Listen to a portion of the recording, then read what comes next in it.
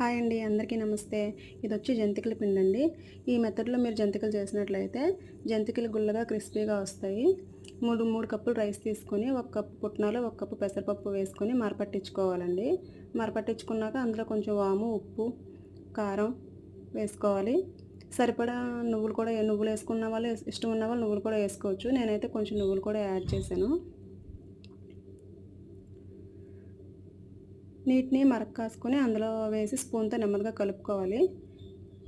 చేయి పెట్టొద్దండి, కాలుతుంది. స్పూన్‌తో నెమ్మదిగా కలుపుకున్నాక దాన్ని కొంచెంసేపు అలాగా అద్దిపెట్టి పక్కన పెట్టాలి. పక్కన పెట్టాక మళ్ళీ దీన్ని తీసుకొని చేత్తో శుభ్రంగా కలుపుకొని అలా ఆ కన్సిస్టెన్సీలో పిండి కలుపుకొని జంతికల గొట్టం ఉంటుంది కదా, దానికి ఆయిల్ రాసుకొని వేడి వేడి నూనెలో వేసుకోవాలండి. నేనైతే ఆయిల్‌లో వేసేస్తున్నాను. మీరు అనుకోండి పేపర్ మీద కానీ లేదంటే వేరే ప్లేట్‌లో వేసుకొని చేసుకోవచ్చు. నేనైతే ఆయిల్‌లో వేసేసాను. చూసారా ఎంత క్రిస్పీగా ఉన్నాయో.